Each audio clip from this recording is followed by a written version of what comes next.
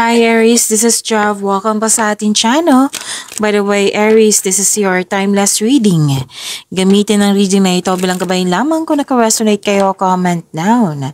Tandaan, Aries, ito ay general reading. Kunin nyo lang po kung ano ang naka-resonate sa iyo. This is for you, Aries.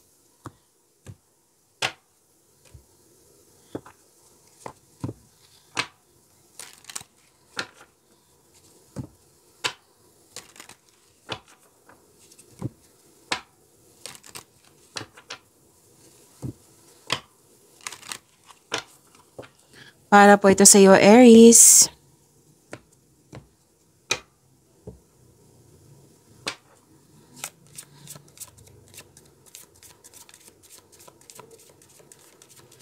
Maraming salamat po sa inyong patuloy na suporta sa mga nag-donate.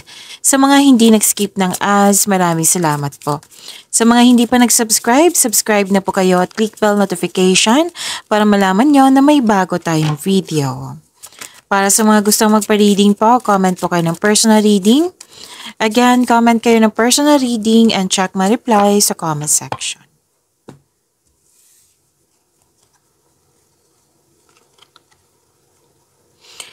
Nagbasya po kayo dito na i-release yung negativity. Pinalitan mo ng positivity. Action to gumagawa ka ng paraan para may changes. Oo, like, nagkaroon ng panahon sa sarili, nag-relax kayo, at yung, okay, nakikita ko dito yung grounding, nag-meditate, nagkaroon ng time sa nature.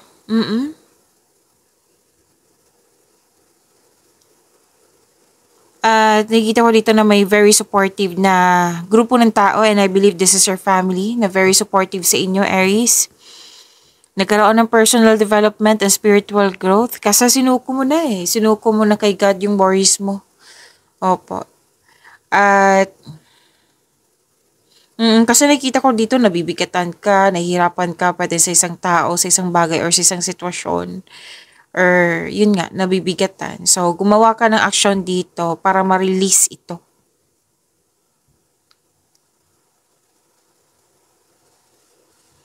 May travel, oo, may lakad, travel, new journey, adventure, or uwi kayo para magbakasyon. At bibigyan mo ng action yung matagal mo ng plano. At may dumating na opportunities na bibigyan mo siya ng best decision and best choice. So, galingan nyo.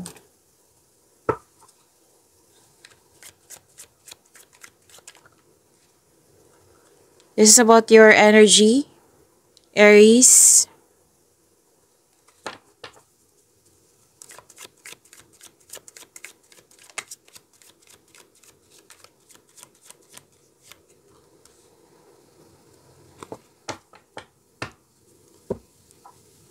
Para sa mga bago dito, kung may napansin kayo na repeating message, yan po yung pinupush ng card sa inyo. Like for example, nanood ka sa inyong monthly, weekly, daily at dito din, at may napansin kayo na repeating message. Yan po yung pinupush ng card sa inyo na kailangan nyo bigyan ng atensyon, solusyon at aksyon kung maaari po. So na yung energy ni Aries.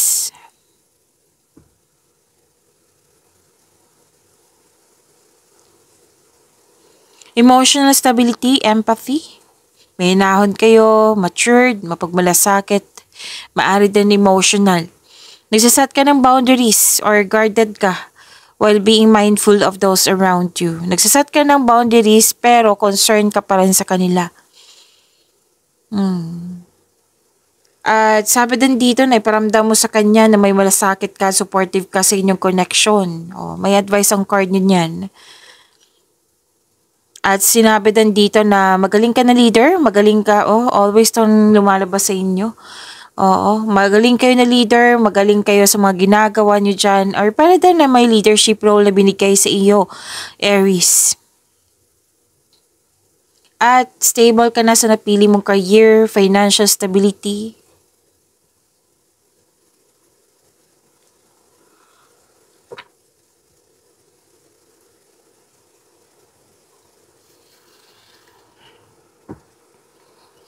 Growth and expansion. May collaboration din ako nakikita dito.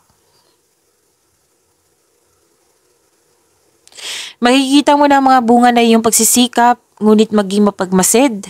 Kung may plano ka na, this is a time na gawin mo na ngayon. So gumagawa ka ng action dito. Sa matagal mo ng plano for your growth. Oh, ito din yung sinabi ko kanina dito. Natandaan yon. Nag-clarify siya dito sa inyong tarot card. At may posibilidad na maglakbay ka or ituloy mo na yung matagal mo na plano para mag-abroad, para doon na magtrabaho, I think. Or pwede din bakasyon kasi may nakita kong bakasyon dito. Pwede din uuwi kayo ng Pilipinas para magbakasyon. Or maglipat kayo ng other country.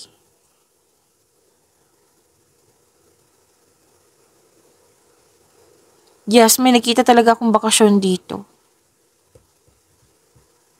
Magkakaroon po ng gathering po. It might be this is an meeting, reunion, group activity. May magaganap na collaboration po. Meron din ditong kung may-ari ka ng negosyo, pwedeng mag-hire ka ng karagdagang empleyado due to increased profits. Opo, maraming gawain. Or di kaya kayo ay dagdag, na-hire kayo as dagdag empleyado.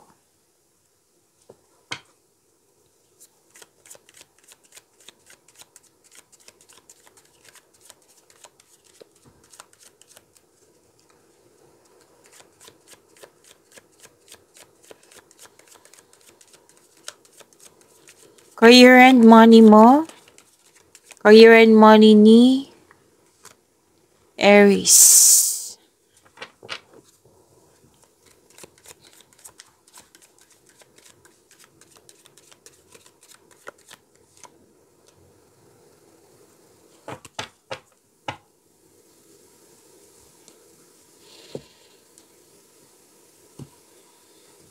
Wow, may tagumpay oh. Nagkaroon ng pagkakaisa. This is fulfillment sa pangarap. Granted yung manifestation mo. Happiness. May kasiyahan at kagalakan sa mga bagay ukol sa pamilya. Pwede sa kaibigan din po.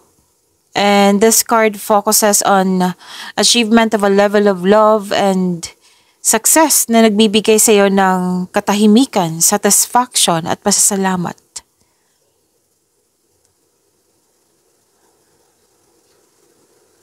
Success in workplace and home. I-acknowledge mo ang nagbigay ng suporta sa iyo, yung grupo ng tao. I-acknowledge mo yung support nila sa iyo. Mukhang may balak kang mag-change career or magtayo ng negosyo. Know that you have a very supportive friends and family. So may nagawa kayo dito, may nakompleto, pwedeng project yan, mga ginagawa. Tapos sobrang saya nyo sa completion na ito and kitang-kita ko yung satisfaction po.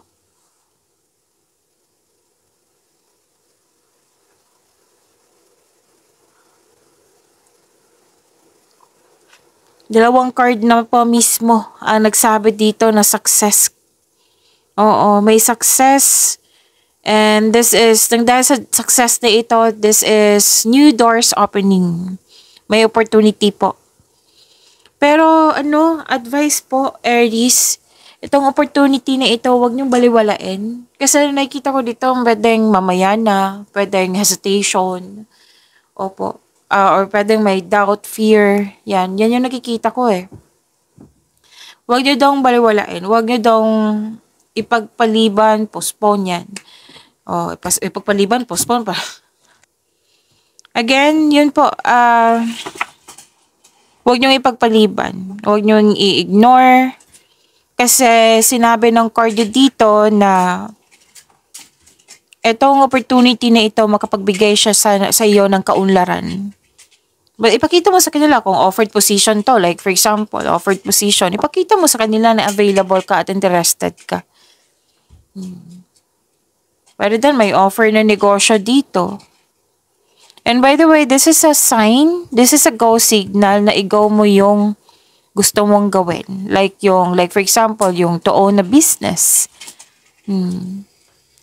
This card asks you to accept this kind of project, opportunity, project po. Face it with confidence. Kasi alam mo yung gagawin mo eh. Alam mo kung ano yung posisyon na yung gagawin sa isang posisyon. Isa din ito sa dahilan na galingan nyo. Yes, galingan nyo. Kasi nakikita ko talaga, di ba sabi kanina na kaunlaran. Galingan nyo sa pagbigay ng aksyon, sa binigay na opportunity sa iyo. Kasi kung magkakaroon ito ng positive outcome, magkakaroon siya ng recognition, nakilala. Kung magkakaroon ng recognition, dadagsa yung opportunities. Yan ang sabi ng card. Nasa next level ka na ng prosperity na matagal mo nang hinintay, kaya wag niyong imamayan kung pwede po. Eh, hindi naman masama na pag-isipan ng mabuti. Wag lang yung, basta iwasan nyo sana mag-cause ng delay. Kasi pwede ikaw yung gumawa ng delay na yung nag-aalangan, yung mamaya na, yan. Kung pwede po, kung gusto nyo, syempre.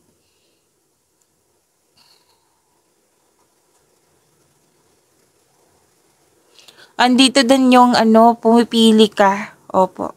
Kasi marami kang ideas, maraming offer, inspired kayo ngayon. Kasi gusto mo magkaroon ng dagdag investment. Excuse me, kailangan ko mag-burp. And, yun nga. Don't say no. Kasi sayang naman, financial growth talaga nakikita ko dito. Aries, mas lumawak yung ambisyon mo sa buhay. Lumabas siya dito at dito din. So, wag nyung i-ignore yung binigay sa inyo na pagkakataon. Kasi gusto mo ma-promote, gusto mo mag-level up. Yan nagsabi. And this is a blessings, good fortune, opportunities, pwedeng job opportunity or unexpected wealth. Like for example, kung gipit ka ngayon, may parating na pagbabago sa inyong kaperahan. Kung jobless ka ngayon, may unexpected job opportunity. May parating na malaking pera po. Whether marami kang client na makapagbigay sa iyo ng malaking pera, maraming benta, yan.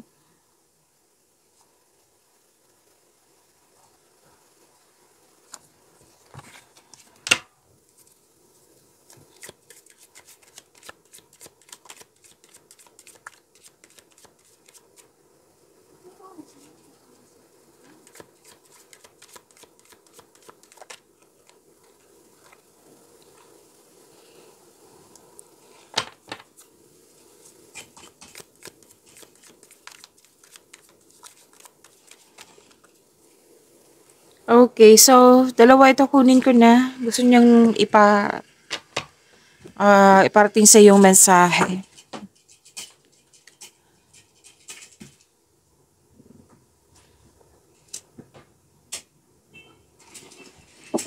Sa love life po, self-love, partnership, and romance, nalungkot kayo dito. Bakit naman? Parang gusto mong yung i-express mo to. Kung kailangan iiyak, then iiyak nyo. Kasi crying is a very healthy thing to do. Alam nyo yan. It relieves stress, ease pain, and cleanses our soul. I-release mo yan. Kung ano man yan. Pwedeng loss of connection to. Or loss of things or loss of opportunity. Pwedeng naalala nyo to. Pwedeng nangyari din na sana'y ma-overcome nyo or maiwasan. Kung pwede po Aries. Nagmanifest kayo ng wonderful relationship sa isang tao. Kaibigan ba? Partner ba? Sa mga relasyon. Single ka man relasyon sa buhay mag-asawa to